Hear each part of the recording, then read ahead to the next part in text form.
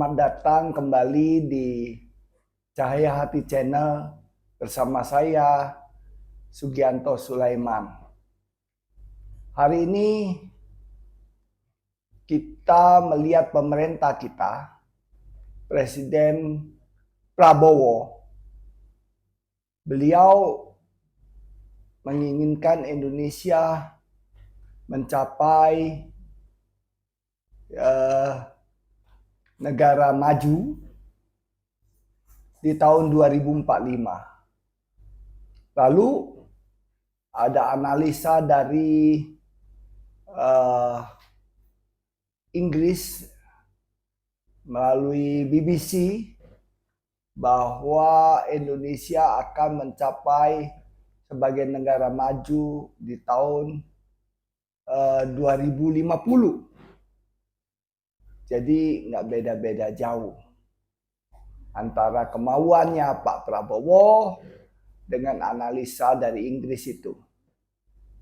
Persoalannya ialah kita punya peta jalan, roadmap kita untuk menuju ke negara-negara maju. Sebelum bicara negara maju, sebelum mencapai negara maju maksud saya, kita bisa lihat beberapa contoh di Asia, terutama Asia Timur, yaitu beberapa negara sudah mencapai kemajuan. Seperti misalnya Jepang. Jepang adalah negara maju. Lalu kita juga lihat Korea Selatan, Hong Kong, dan Taiwan. China juga hampir mencapai status itu, negara maju. Apa ciri khas negara maju? Pendapatan di atas 15.000 US dollar per tahun GNP-nya. Jepang berapa? Pernah mencapai 30 ribuan. Korea Selatan 20 ribu lebih. Taiwan juga di atas 15 ribu. Hong Kong juga begitu. Nah, China sudah mencapai 12.500. Nah, lalu Singapura 30 ribuan. Nah, Singapura juga contoh yang baik. Malaysia itu juga hampir mencapai negara maju karena sudah di atas 10 ribu, 13 ribu apa berapa itu. Pokoknya dengan pendapatan 15.000 US dollar per tahun itu negara maju.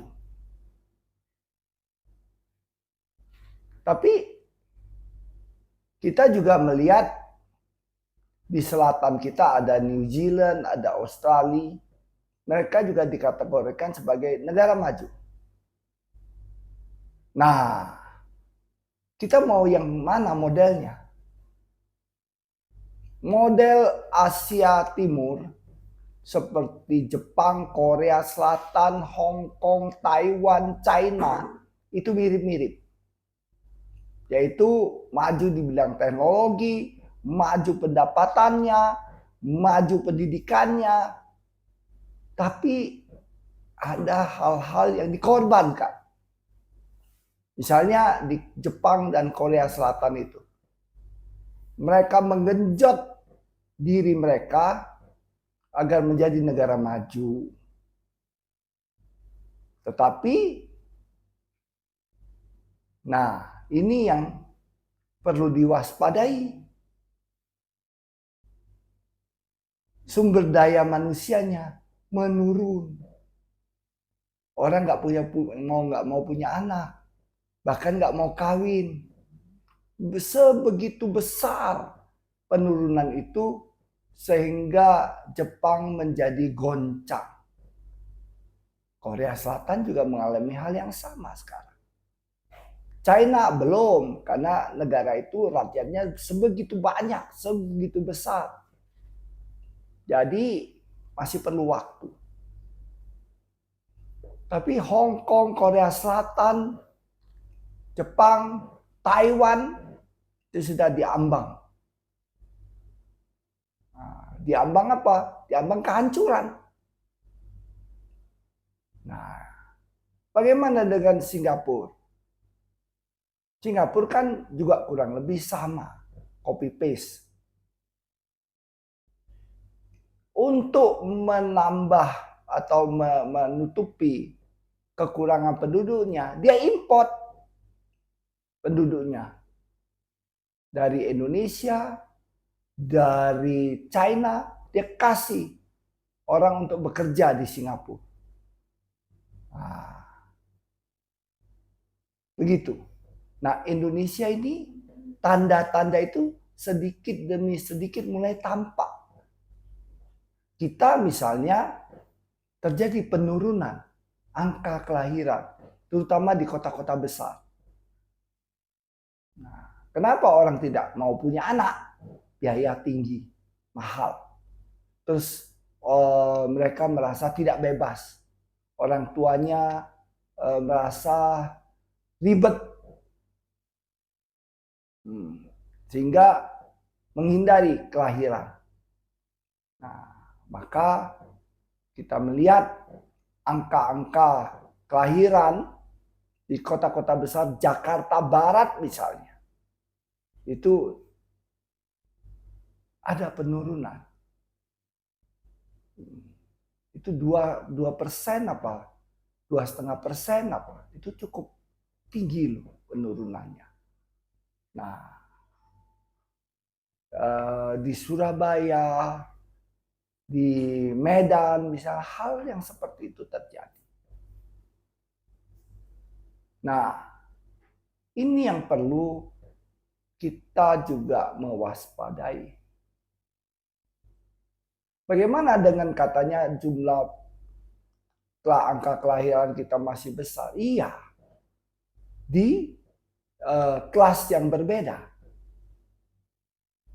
Nah, celakanya kan yang menurun ini adalah di kelas menengah ke atas. Sedangkan di menengah ke bawah, enggak, masih banyak. Maka kita mengenal bonus demografi. Jumlah penduduk yang banyak. Nah, jadi kalau kita mau maju, ya tentu kita tidak mau maju seperti Jepang, atau Taiwan, atau Hong Kong, atau Korea Selatan. Dan kita tidak mungkin bisa maju seperti itu.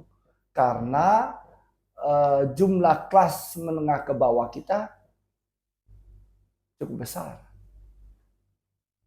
Pemerataan hasil atau pemerataan pendapatan belum terjadi. Nah, ini yang perlu kita waspadai. Kalau terjadi perbedaan kelas yang demikian besar, maka yang terjadi adalah konflik sosial. Nah, kalau konflik sosial terjadi, ya boro-boro jadi negara maju deh. Runtuh. Tapi kita juga melihat ada beberapa negara di Pasifik misalnya, Nauru atau apa, mereka sempat menjadi negara yang kaya raya karena fosfat. Tetapi begitu fosfatnya habis, negara itu menjadi miskin kembali. Nah, contoh lagi, misalnya yang dulu dipimpin, negara yang dulu dipimpin oleh Chavez. Nah, itu kan bukan Yugoslavia, Venezuela. Itu kan juga sempat menjadi negara yang maju sekali karena minyaknya cukup banyak. Tapi sekarang ambruk. Nah, ini juga harus kita waspadai. Jadi untuk menjadi negara yang maju, yang kuat dan besar, dan bertahan terus seperti negara-negara barat, itu kita mau atau tidak mau pendidikannya harus tinggi. Pendidikan harus kuat. Pendidikan apa? Ya, yang kemarin saya bilang STME, Science, Technology, Maths, and Engineering. Nah, apa yang disampaikan Mokhtar Lubis dulu harus kita kikis.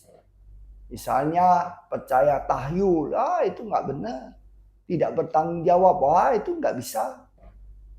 Hipokrit, itu sama sekali tidak bisa. Nah, itu yang harus diberantas semua. Kita harus menjadi orang yang bertanggung jawab. Kita harus menjadi orang yang bisa bekerja sama, tidak munafik, tidak percaya tahyul. Ini nanti kita sakit sedikit, kita bilang, ini ada kiriman guna-guna. Nanti kita misalnya encok atau apa, ini kita kena makhluk astral. Hal-hal seperti ini yang perlu kita hindari, karena dengan teknologi, dengan matematik, dengan engineering atau teknik, dengan sains, ilmu pengetahuan, hal-hal seperti ini sudah nggak ada lagi. Tapi kan celakanya bangsa kita nggak begitu. Nah, inilah yang penting, hal-hal yang penting yang perlu kita waspadai. Kita tentu yakin Prabowo akan membawa kita menjadi bangsa yang maju. Tetapi kita perlu waspada. Demikian dari saya, Sugianto Sulaiman. Jika Anda suka dengan channel ini, silakan subscribe, bunyikan lonceng, share.